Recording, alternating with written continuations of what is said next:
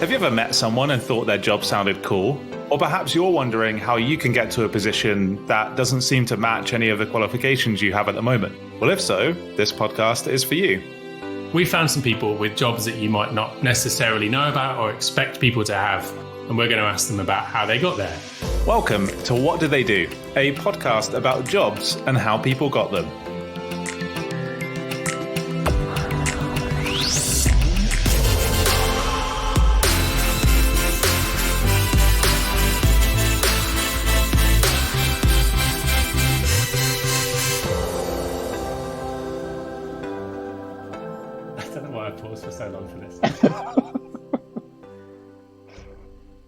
Oh, should I go for it? Sorry. No, it's me. Don't worry. Okay. Hey everyone, welcome to this new podcast. We're really pleased to have with us today Emmanuel Akintaro, who is joining us to talk about what he does. So without further ado, I'm going to pass over to Emmanuel to introduce himself. Hey Emmanuel. Hey Ben, thank you very much for the intro, and Dean, both of you, thank you very much for having me on. You guys have heard my name is Emmanuel Akintaro. I'm a contract user experience consultant slash business owner by day, and by night I am a business owner and father. I have a particular interest in pixel perfect design and creativity. I've had the pleasure of working with well-known companies such as HSBC, Visa, Tesco Digital, to name a few. And then for my own company, happy to host a WordPress and web design agency. I've had the pleasure of working with professional footballers, schools, artists within the entertainment industry, and much more. Awesome to have you along. And I think probably to start off with then, amongst all of those things you mentioned at the beginning that you're a user experience designer. Yes. So it's possible some of the listeners won't know exactly what that is. So Correct. If we start with that, like what is involved in being a user experience designer? So there are quite a number of definitions for a user experience designer. But how I like to think of a UX designer as, or a UX consultant, is design from a perspective of the user rather than a visual artist. So we focus on how design should work. So rather than all the pretty elements of design, such as the colors, imagery, fonts, we look at how, if you take a website, for instance, how you get from A to B, or how you perform tasks, what the easiest route is the website easy to use?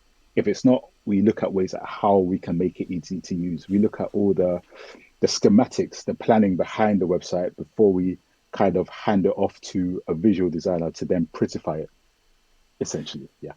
So do you spend a lot of time kind of watching people interact with user experiences and kind of learning from that? Yeah, so a process that's involved in UX design is user research, competitor analysis as well. So if we had a blank canvas, we'd take a look at the market, see what's currently going on. We see what common trends are. We see what journeys are actually useful and what journeys might actually be a pain to use. And we try and translate to what the client is actually looking for. So it's not a carbon copy of existing experiences, but the wheel currently exists. There's no need to create it. So we're taking current experiences and perhaps enhancing it so that we can create something unique for that individual or for that brand. This seems like a job that maybe didn't exist before the internet, I guess. Like maybe in some ways with physical brochures and so on, but I imagine it's changed a lot now, because I guess a lot of the stuff you're doing is on apps or websites. Is that right? That's right, yes. So, I mean, you're right in saying it didn't technically exist before. It would fall under the umbrella of a web designer.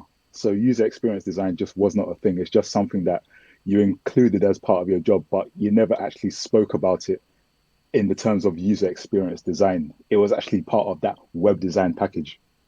And if you rewind back to being 16 when you left school or finished year 11, is this what you thought you'd be doing? Did you think you'd be a contract user experience designer or running your own business?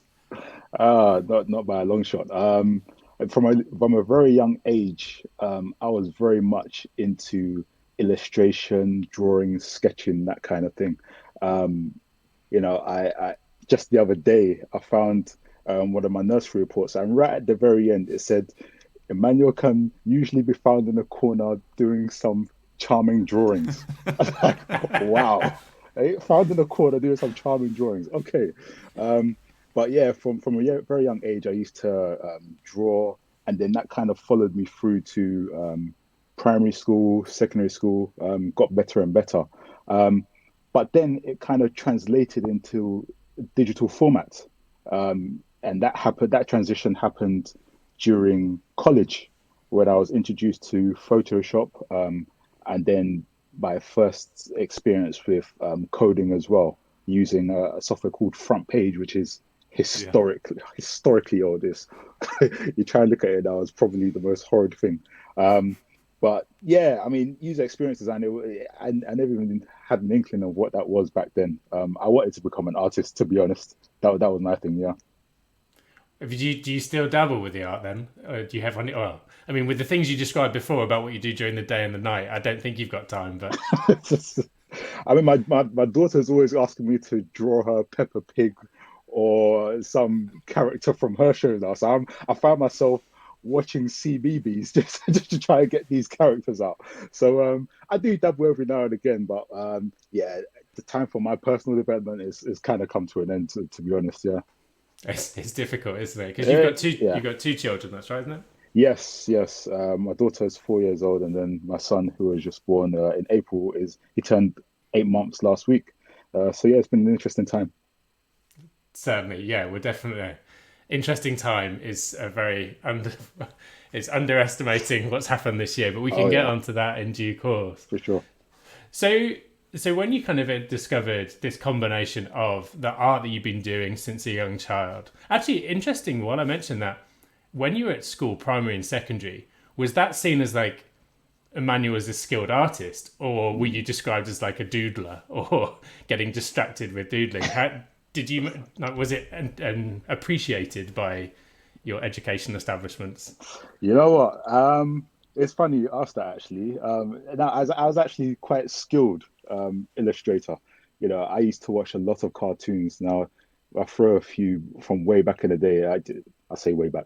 Tom and Jerry, Animaniacs from Cartoon Network, Ren and Yeah. Stimpy. You remember Ren and Stimpy? Yeah. Yes. Nice. Oh, yeah, absolutely love that. My wife, I tell her about it now. She she finds it so disgusting because it's so graphically detailed. Ren and Stimpy. Ah, I love it. I love it. Because it But had those stills, didn't it? Where it was like yes, super detailed, like a hairy tongue poking out and all that kind of thing every so often. exactly, exactly that. You can see all the greens, all the all the steam coming off, all the hairs in there. Yeah, So, is it that what was you wonderful. aspired to? That is what I aspire to. Yeah, it was that detail that I loved so much.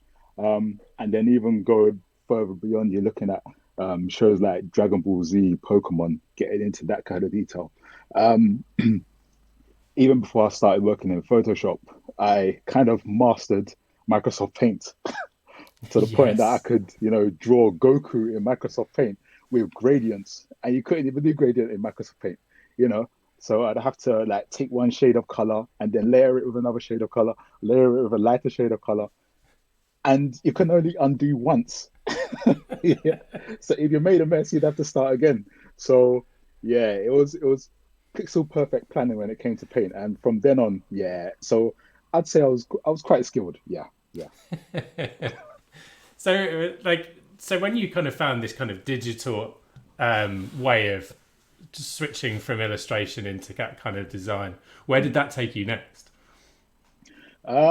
So Oh, I was doing illustrations by drawing, but then I would scan them in and try to fill them in that way as well. And then I got used to the vector tool, which would allow you to draw curves. And now I found myself actually drawing these characters with my mouse rather than a pen. Um, and then that slowly translated. I can't remember when this transition took place, but I started designing for web and for graphics, so flyers and that kind of thing. And I really got into that, being creative, seeing what's online, what kind of things you could do in terms of people interacting with it. So that transition took place, I'd say, during college. That's when I fully got into the digital design. What year was that, out of interest? So what year was college? That was 2002, 2003. Really, Yeah, like pretty early days for the internet back then as well. yeah, It seems kind of crazy to say that, being that it's less than 20 years ago, but that was yeah. early days. Like, websites were pretty simple things back then. HTML wasn't like particularly advanced. You couldn't do all the fancy Oh, for effects sure. using CSS and stuff that you could now. And so you're really like at the bleeding edge at that time. You were getting in at like really at the beginning. So you've kind of Yeah, gone on this journey with the internet in a way. yeah, yeah. I mean, even without knowing it, um, when I started first in college, I, picked up front page and I saw coding, and it was a completely different world to me. But I saw how you could actually, start to build separate elements, basic HTML pages with this, add styling to it. When styling came into it, of course, that was a visual element that I really enjoyed as well. And the ball kind of got rolling from there for me. Yeah. Yeah. And was there something at the college or at school or a person, or like was the art department there particularly forward thinking that got you into the tech, or was that something that you just kind of picked up yourself? You liked being around computers and kind of moved into the digital space because of that? Yeah, I liked being around computers, and actually, coding was actually a module on the course that I was on. So I just become exposed to this particular area and kind of latched onto it. I mean, that's the thing with me. If I find something, I can latch onto it and I can just go through it over and over again. It's like listening to one track for a whole year. My missus will complain about it all the time. I'm so bad at it. I could just loop it, loop it, loop it, and not get sick of it at all. But I'd latch onto something. I just, embed myself in it until I've become good, or I'm, engrossed in that thing. Yeah. Have you received your Spotify like sum up of the year? It's really short.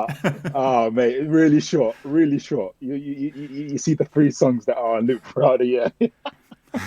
I It's don't know if crazy. you've got into this with a 4 and a 0 year old, but we have a few Google Homes across the house, and therefore, when the kids ask for music, it uses my Spotify account. So my summary of the year is ruined.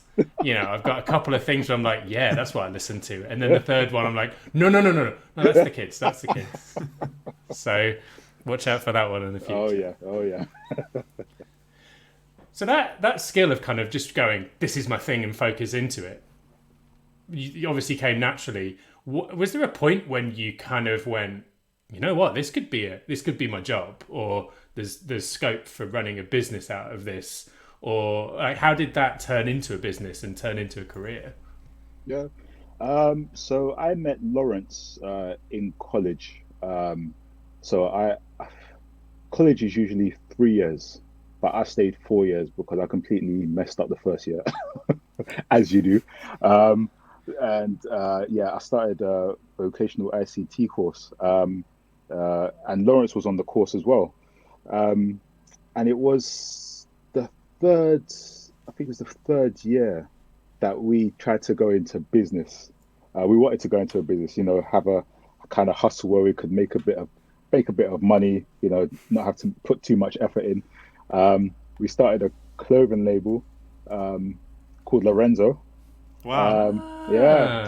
guess who that was named after? Yeah, no points there, mate. Yeah, We should mention actually that Lawrence, who Emmanuel's referring to, was on the podcast previously. So ah, I need to remember the exact episode, but we'll put the link in for Lawrence's episode, so you can go back and compare sure, business yeah. partners. Yeah, yeah, we started a clothing label that transitioned into uh, kind of events, raves under the same name. Um, but yeah, that was weighing too much on our pockets, especially as students who were just broke anyway. Um, that we just kind of put our heads together and thought, how could we, make money doing something that we love, but not have to spend so much as well.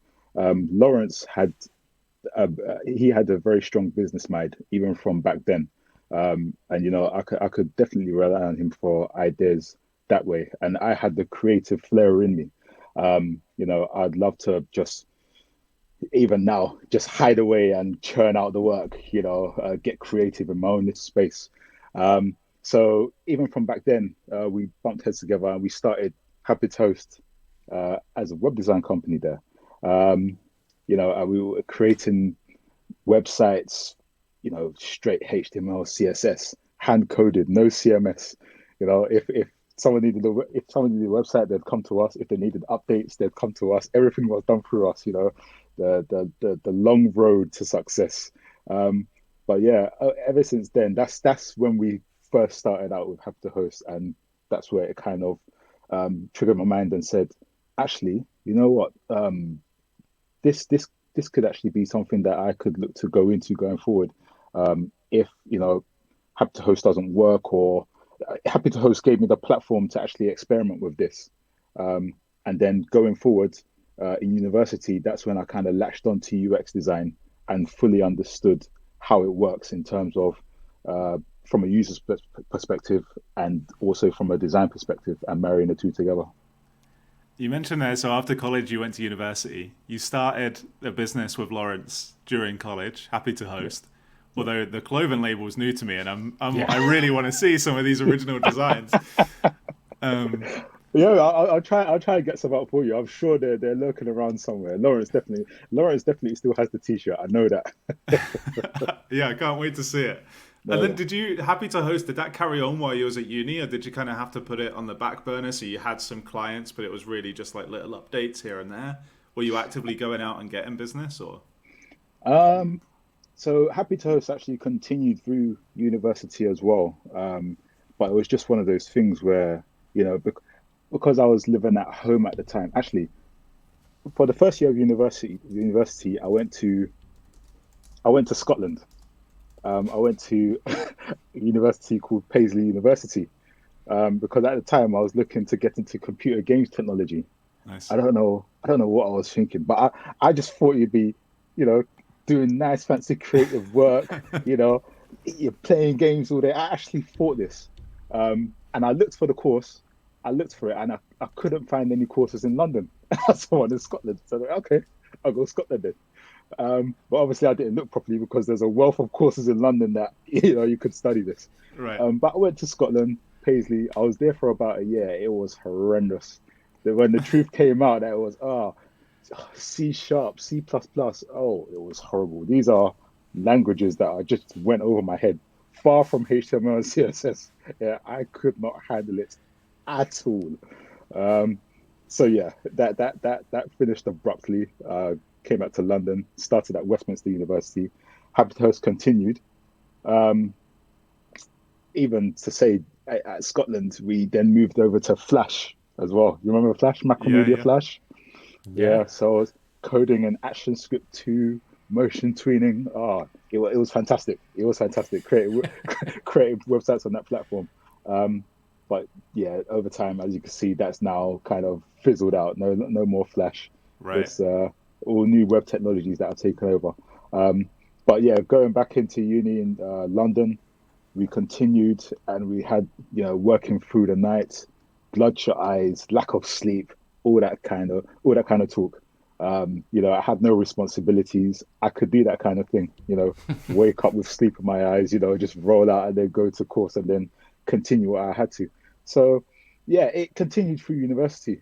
And it was just, something that was our side hustle at the time.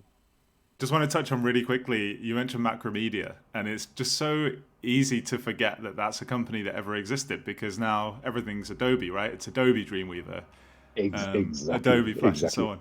Yeah. I remember having Dreamweaver on a CD back in the day, like installed it from a CD. That's just not a thing now. You could just buy it. Now you have to pay a monthly subscription to get the suite. Exactly. Software as a service. You have to pay for all your softwares online and use them and pay monthly fee for them. It's incredible, isn't it? Dreamweaver. Dreamweaver. I haven't used that in a long time either. That's bringing back memories. Yeah. Sorry, Ben. Have a retro day of design. Yeah. Indeed. Yeah. Gee, I mean, that links in with the question I was going to ask, which was around the world that you're working in is changing quite rapidly all the time. Yeah. And you've already talked about like C+ and CSS and HTML and Flash like, how do you go about keeping ahead of all these changes? So for people thinking, I'd love to get into web design or user experience design, but thinking, what do I like? What course do I go on? Do I need to go to Paisley, or can I do it nearby? Like, do you have any tips for sort of keeping on top of all of that? Um, for me, I tend to have a moment in time where, uh, you know, I look at I do research on the market just to see what's happening in the web design world. I mean, I have to try and keep up with the latest trends. At least if I can't code personally with the latest trends, at least to know about them, so that if there's a project that I need, for instance, React programming, I know what React is for, and I can go and hire a freelancer to come on the project to collaborate with us. But I think it's important to keep your head um, uh, buried in the web design world or whatever you do, just to ensure that you are keeping up with the latest trends. I tend to look at um, awarding bodies such as CSS Design Awards or awards.com, just to see the kind of things that people are doing in the world of web design. And you can see some amazing things going on. They're doing some virtual reality features, WebGL, all these technologies that there's loads that I've not even heard of myself. But you can see the fancy work that they're kind of doing with it. It's no longer just about scrolling down a website and reading content. There needs to be some sort of 3D element or some fancy transition going on when you click from page to page. That that that kind of thing always wows me, and it's something that I do aspire to. So I think keeping in touch with the web design world is definitely a way of staying on top of technology and web design going forward.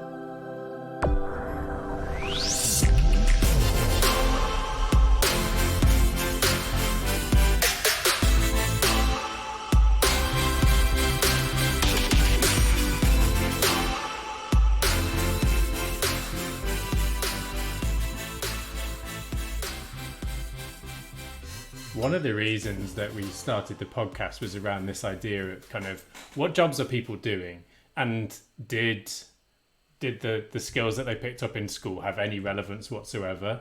And obviously there was this old idea that you might pick a career and stick with it for the rest of your life, and we feel that is very much out the window now. And like you say, it's that constant sort of professional development that you take on yourself that I think is going to be so relevant for everyone from now on. Yeah. For anyone sort of thinking, well, what do I want to be? I think that question is becoming kind of redundant. Yeah. And we all ask it for like kids, right? You're around at a friend's, well, I say around at a friend's house. We don't do that anymore. But if in the future you're ever having a Zoom call with your friends and their kids come on, you're like, it seems natural to go, what do you want to do? But it's quite a reductive question these days. Yeah. On that note, Emmanuel, looking back for you, it sounds like so much of your success is through your own drive and your determination. Like you said, you lock onto something and that's it. Like you're going to keep at it until it's done. Do you feel like school did set you up for that? Or do you feel like it's really your own work ethic that you took through school that has enabled you to do what you do now? That's an interesting one. I think the passion was born in me from a young age. So as I say, I love to draw. I love being creative. Um, but I think what what college and university did was help me to um, focus it onto a particular thing. So, I before college, university, I was drawing this and that illustration. I wanted to be an artist, but going through the educational process, it helped me to understand now where I could actually use these skills to, make something better or to provide a solution. And my creativity kind of was born out of, my that exposure to Photoshop, and understanding that, you could marry design with user experience together. I would not have known anything about user experience if it had not been for university. I'd not have known anything about Photoshop or digital design if it had not been for the short module that I did in college. From that short module, again, I latched onto it, and it's just something that I personally went to develop in my own space when that module had finished. So for sure, I do think you know being going to school and college did help me to focus on what I wanted to do coming out of it. Nice. It kind of gave you the space, it sounds like, to explore different things. And you mentioned were some things like C++ and C Sharp that you tried, but that it just wasn't for you. And that's just as important, I think, in some ways, as finding those things that really are for you that you can then run away with, like Photoshop, for example. Oh, definitely, definitely. Yeah, you'll find things that you do like, you find things that you won't like. Yeah, I absolutely detested C++ and everything that it stood for. It was a horrible time in my life.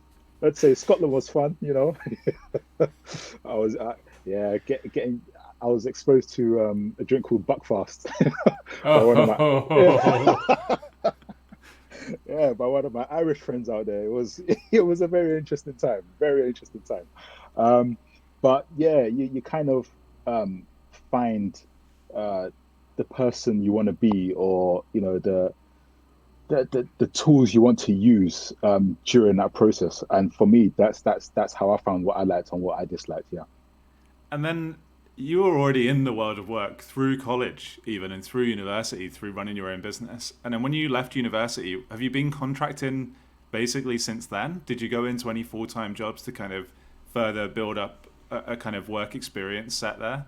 Because we're in a world now where people, I hear the gig economy come up a lot, Yeah, which yeah, is basically like moving from job to job. And I think as we go into the future, there's going to be more and more of that. People will either be self-employed and have their own contracts, or they'll do short-term things and jump between lots of businesses. So I'd love to hear more about that. yeah, sure. So from university, I didn't get a job straight away. Um, Actually, I didn't get my first job until 2 years after university. And what I found was that a lot of companies were asking for experience, what experience they have. And it's that endless loop. Oh, look, I need experience. Give me a job. What experience do you have? I don't have any experience. Get a job. I need Yeah. experience. Experience. This, that, and it's the endless loop. Um, so Happy to Host actually was quite beneficial to me. I would say, especially during that time, because it allowed me to work with uh, real life clients. Um, don't get me wrong, in my own time, even uh, during the time we were working with Happy to Host, it wasn't a constant flow of business. Like there were times where I'd have to, create work for my own portfolio. Looking at existing products and seeing ways in which I could redesign it. Um, that's one tip I'd give for anyone looking to build a portfolio. Look at existing products. We have websites, we have apps, we have, on-demand video. Just look at those applications and see which ways you can actually redesign it to start building a portfolio. And you could do that with numerous apps just to show your way of thinking. And I ended up doing that during those 2 years that I was working Happy to Host and also looking for my first job. Uh, then when I got my first job, it was working at a company called Intuitive, which is a travel company. Sorry, I'm name dropping. I don't want to name drop and give any kind of promotion to them. I was doing that for 6 months. That was full time, but unfortunately, I was let go because um, they had, prior to me starting, they did have designers, but on a very basic level. And the work I was doing there, I was trying to um, show them how to properly design, or the process of properly designing a website. And while they took that on board, they felt that actually, you know what, we could actually do this on our own. So unfortunately, I was let go. It was full time. That wasn't even a contract. So then after that, that experience afforded me to work in Virgin Holidays, and I was there for 2 years. Virgin Holidays are based in Crawley. I lived in South London. And there was no remote working there. So on a daily basis, I'd have to travel into London to travel out of London. So you can Right, right. imagine the amount of To get salary. to Victoria. exactly. Yeah, yeah, yeah, Victoria to Crawley, yeah, like you're headed towards Brighton.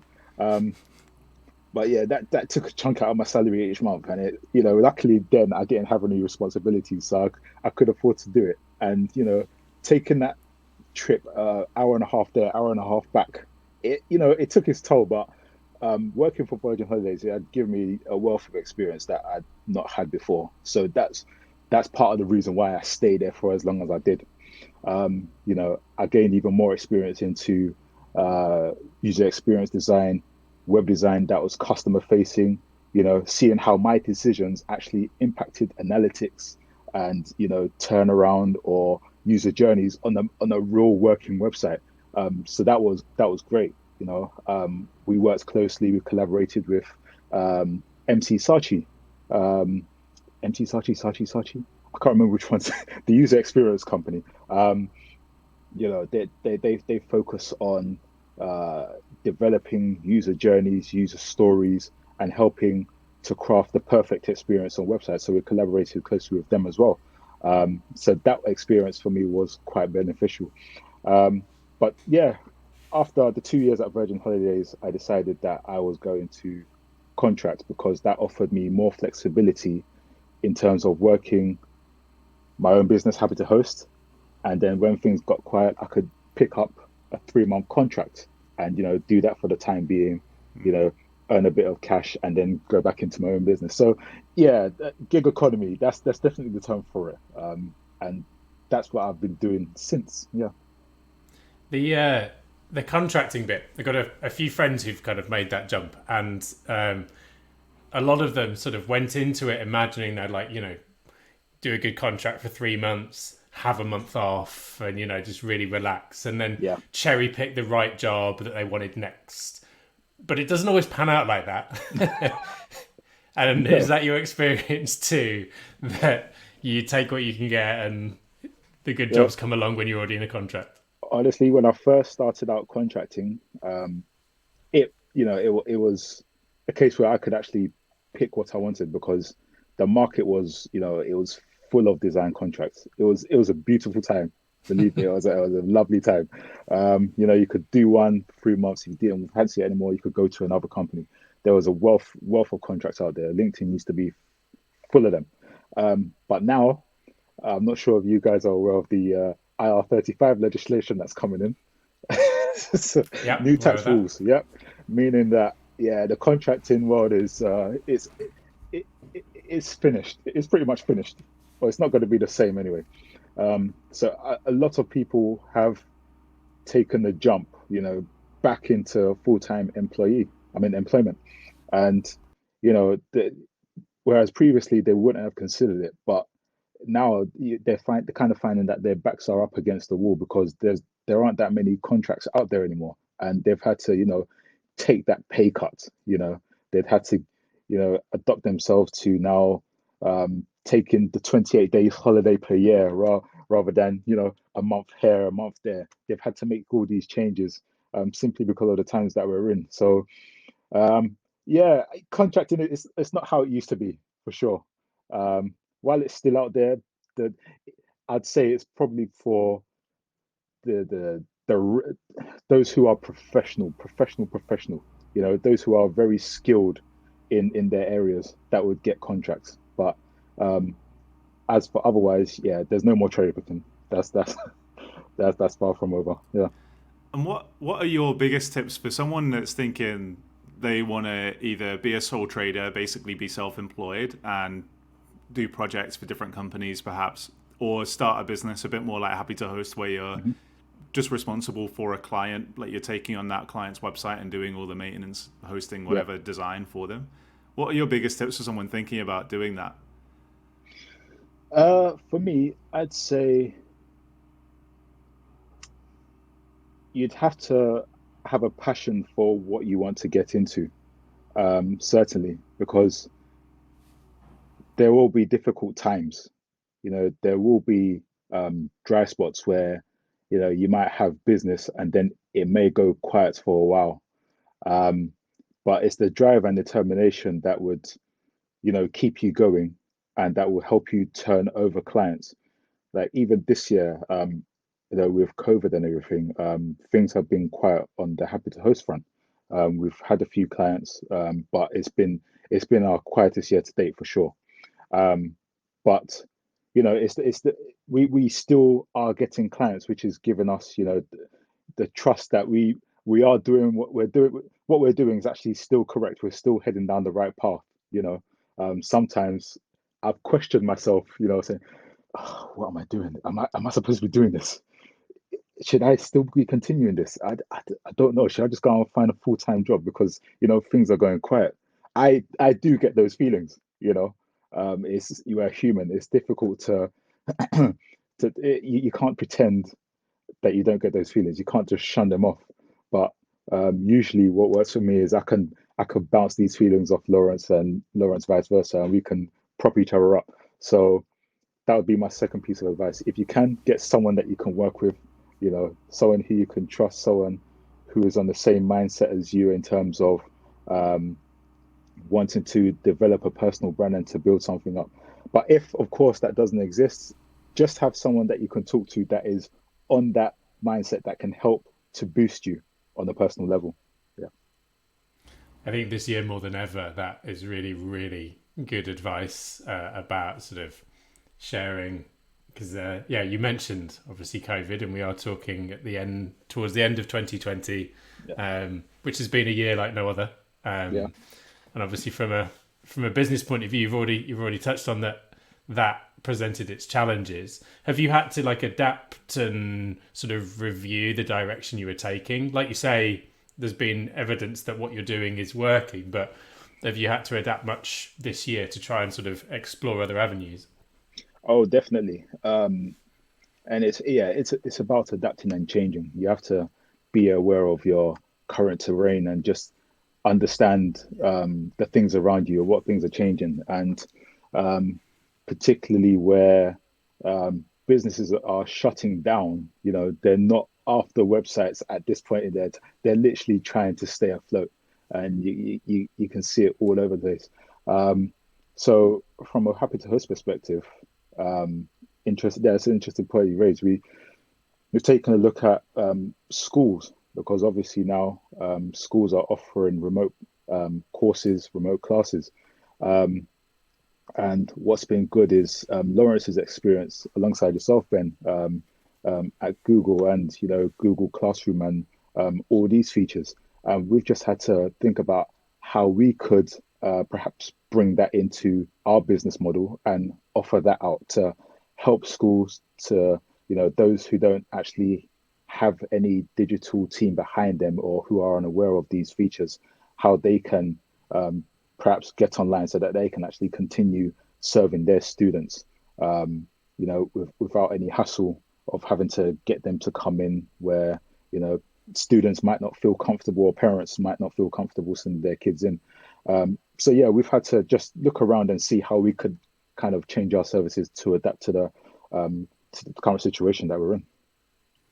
Yeah, I mean, obviously businesses are not necessarily prioritizing website design as they try and sort of Yeah, keep the walls from the door. But I suppose on the flip side, we're all searching for various bits of information. I was just checking, I'm all set for the 1st of January for we've been warned, we need to be prepared for changes. Don't know what changes, yeah, but I need to be prepared. right, right, And actually, a friend of mine did work with the government on the gov.uk web experience, right. which is definitely better than it used to be. So there's still a lot of people, obviously. I mean, navigating a website, we all know when we find one that hasn't had the eye of a user experience designer, don't we? Oh yeah, oh yeah. Probably like Um, 90% plus of all websites, isn't it? yeah, yeah. I mean, there was one particular. I don't know if you ever visited Ryanair way back when. Oh, it was a complete mess. It just had blocks of content all over the screen and a flurry of colors. Oh, it was an eyesore. It was an eyesore. But since they've heard the cries of the people and they've improved their product. But yeah, they were particularly bad at the time. Yeah. We've talked a bit about how COVID has affected your business and maybe thinking about different ways to build more business or develop new business, I guess. Yeah. How has it affected the work that you've been doing on the UX design front? Like, are you having to think about design differently because of COVID? Are there different things to take into account? Um, I mean, certainly the process of UX design, yeah, that's been impacted quite heavily.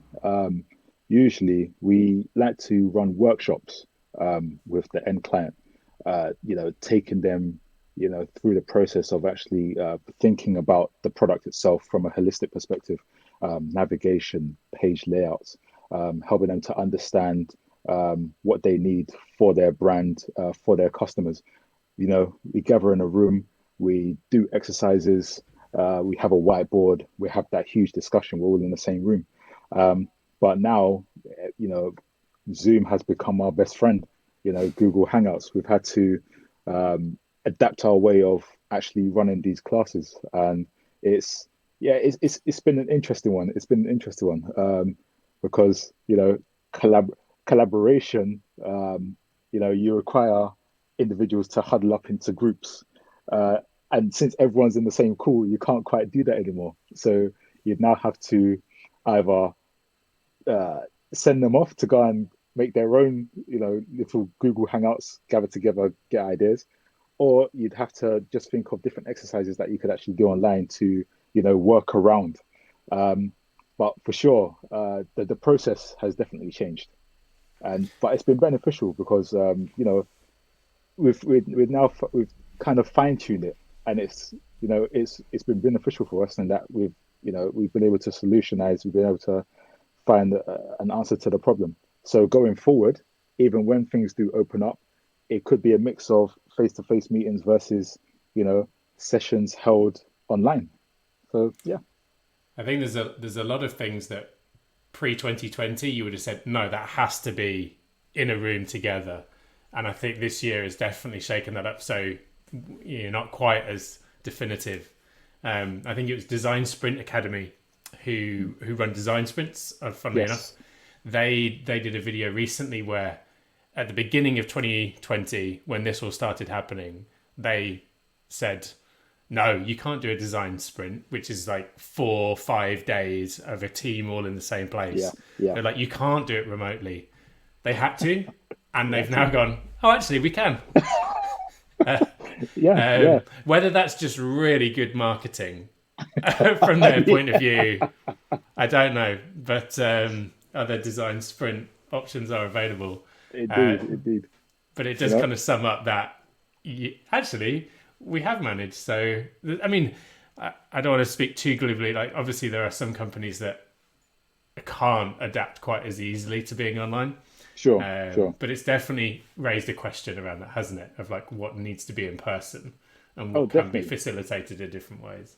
definitely. I mean, even so, I worked previously at HSBC at Visa, but it was more so HSBC that they really had a thing of people not working from home. You certainly could, but they didn't believe that productivity would be the same as though if you were in the office. But now the people that I speak to, some guys that I know that are still there, they're fully remote, and you know the HSBC have been forced into this corner. There's no way around it. There's absolutely no way around it. And they're seeing now that it actually does work, and I'm sure that's pretty much the same for a lot of companies now. Those who were adamant that no, working from home, you can't do it, you can't do it, it's not going to work for us. Now they're seeing the true nature of things. When your back is up against the wall, you have to adapt. Otherwise, yeah, things won't work out for you. So these big businesses now that have previously said you can't work remotely, this is the only thing they can do now. So they've had to adapt. It's huge change coming, and I know a number of companies that are looking at their office space and going, well, what do we do with that going forward? If we've now pretty much got to offer some flexibility, well, what's all that office space for? Obviously, that has a trickle down effect on the kind of businesses that sit around office space, and that's their footfall, Yeah, and also kind of just around where you live. yeah, The people have sort of disappeared off to country cottages with good Wi-Fi. and Yeah, yeah, and kind of moved out of that kind of within touching distance of an office. So there's lots of really interesting things to explore over the next year, and um, arguably kind of ripe for innovation. I think yeah, it's definitely pushed people's openness to change uh, to its limit this year. for So sure. I'm certainly interested to see kind of what that means in terms of what work looks and feels like, what Yeah. workshops, because like yourself, I do a lot of workshops. Haven't been anywhere for a long time. Indeed, indeed. Yeah, for sure. Yeah, the digital space is definitely going to change. You know, you've got to become more digital now. Funnily enough, yeah, face-to-face meetings is. I won't say it will become a thing of the past. I mean, we still need that thing that makes us human, being around other people. I definitely advocate for that. I don't want to get to a world where I'm just stuck inside my house, all day long, Totally. and I can't actually go out to go and meet other people. I think, yeah, being around other people, workspaces, all these things, I think is still important for us, certainly in this day and age, especially with the year that we've had. We need to reconnect. I think we need to rediscover because, we're all walking around with masks now. I mean, how is that going to look going forward? Our interactions, I don't want to get too deep into COVID, but we can't see right now, we can't see an end to it, you know. Vaccinations have come out. They're saying some people might not even get the vaccine until 22. What does it look like after that? Who knows? But it's certainly the direction that we're heading in, and it'll be interesting to see I how think things take shape. absolutely. I think it's going to be really interesting. One of the hardest things I think might happen is that we've all got really used to staying far away from people. Like Yeah, before, I would be in yeah, a group at an event in a circle of people, and we'd all be talking at each other and like pretty close, right? Like shoulder to shoulder. And yeah, now yeah, we've all conditioned ourselves that we can't possibly be like more than a meter closer to a person, right? That's going to yeah, take yeah, change, I yeah, think. yeah. I also saw a tweet earlier on this morning that said, "Now I understand why after the pandemic in 1918 there were the Roaring Twenties, where everyone just dressed up to go anywhere," which which I thought was really was a pretty good take. Wait, I've got my outfit ready. I've got my outfit ready, believe Yeah. me.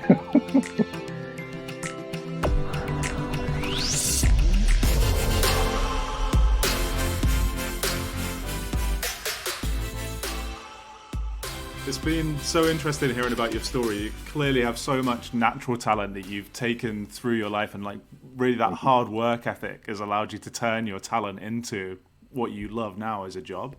Yeah. Um, and I just wonder, as you think about the future now, what do you see yourself doing? Like fast forward 10 years, do you think you'll still be in user experience design? Will it change from being tech based to something more focused in person, something more philanthropic versus business? Do you have anything in mind?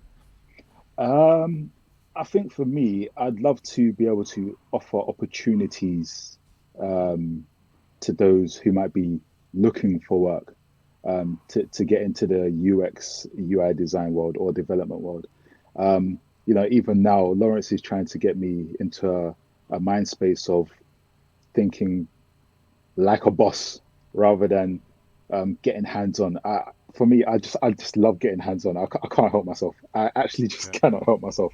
But we're trying to build a team underneath us now, and I have to start delegating pieces of work to our staff. And I'd rather do it myself, to be honest. I just rather do it myself because I enjoy it But I have to learn to delegate and to I mean the aim is for the company for the business to grow, and to be able to offer job opportunities. And for me, that kind of has to start now. So um, I mean, that's definitely one of the things that I see um, going forward in the future. Happy to host is we're pretty much just getting started. I want to build it to, to a large enterprise where we're solutionizing and employing, staff in staff in their numbers. Yeah, yeah, that's my vision. It sounds awesome. I can't wait to see it happen. And I feel you when you like. I can see that you just want to do the design, right? You love that part of it. But in some ways, it's like you can then make time for yourself to do that for you in your personal time. If you can get to a point where the business does just kind of run itself and you are Yes. just overseeing and managing. Yeah, yeah, yeah.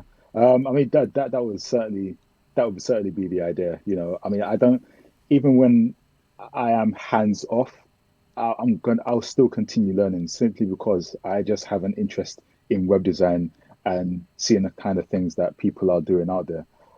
I think this is the final stage of my um, creativity. So where it kind of molded from drawing to graphic design to print design on clothes to flyer design. I think I'm at this stage. I might start picking up the the art side of myself again, the artistic side. See if I've still got it in me. But yeah, I think yeah, you're right in saying that. You know, this where I'm at now. This I think this is where it's gonna stay for me. Nice. Such a good summary. And I guess then the last thing is for people that are watching this, that you said you're going to be employing some more team members, you really want to build out a whole company of employees, Mm, basically. yeah. What would be the top thing that you look for in those people that you're going to hire? So that if someone's listening to this and they're thinking about their skill set, they can start thinking about making sure they have that. Um, for me, what set me off was the passion that I had, and I'd like to see, if not the same passion, at least you know, a good amount of passion. Um, you know, where so that they can describe to me where times have been, tough, but they've managed to pull through it. It's those kind of experiences that I'd like to hear about. To so that we can build them up and we can help them to ride on the passion that they have.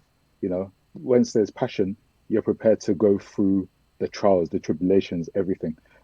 We'll be able to upskill them to get to the places that they want to be in life. So if not sticking within Habitat Host, they can perhaps go off to do greater things. um, for me, I'd like to see them solutionizing in great ways, even beyond what I've been able to do. If I can, upskill someone to do even better than I'm doing, then yeah, that's a plus for me. Yeah, you get those moments when someone comes to you and go, have you seen this? And you're like, oh, right, I'm going to disappear off and put some time into that now that you show me that. Exactly, exactly. Yeah, that's Yeah, exciting. yeah, yeah. I'll do it. Awesome. Thank you so much for your time today. It's been a pleasure sort of hearing about the journey that you've taken. And I think there's some real good messages and bits of advice for people to take away. Just before we finish up, is there anything else that, in terms of a bit of advice for anyone sort of starting off their career, or if you were to go back and speak to your college self, a little bit of advice that you give to yourself back then? Yeah, I think what I tell myself is um, whatever you can do today, do it today. Don't put it off. Don't procrastinate. You know, procrastination is the enemy of time. And, if you're procrastination, wasting time, you know, you won't get anything done. That's the first piece of advice I'd give. Second piece, uh, I think would be Don't take the Paisley course. don't take the Paisley course. Yeah, but for sure, explore. Don't be afraid to explore. Um, but I think, yeah, the next piece of advice I'd give is don't be afraid of hearing no as an answer, or don't be afraid of rejection, um, because that can easily put you down. But just pick yourself up and on to the next one. The worst anyone can say to you is no if you ask for something. That's the worst. Don't worry about it. Just pick yourself up. Eventually, one door will open for you. Um, yeah, that's the piece of advice I'll give myself. Yeah, I think I that's and anyone else perfect. coming. love Basically, both of go those. whatever you're thinking about, go and do it now, and don't worry if it doesn't work out perfectly. Just keep on going. Indeed, That is it. So good. Thank you for sharing. Not at all. Cool. Not Thank at all. you. Not at all. Yes. Thank you very much.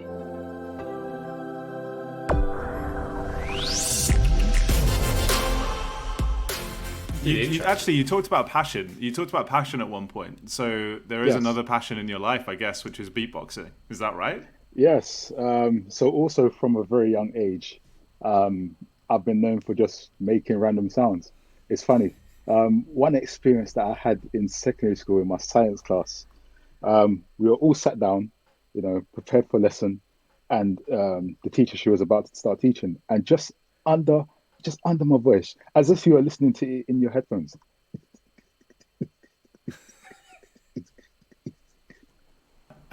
And she could just hear it. Who is playing that music? And because it's not headphones, no one went like that. Oh, to take their headphones out. No, she couldn't see anything. Exactly. That was fun. That was incredible. I love that. I love that. But yeah, I promised Lawrence anytime he gave me a microphone that I'd beatbox for him. So he'll probably watch this. So this one's for him.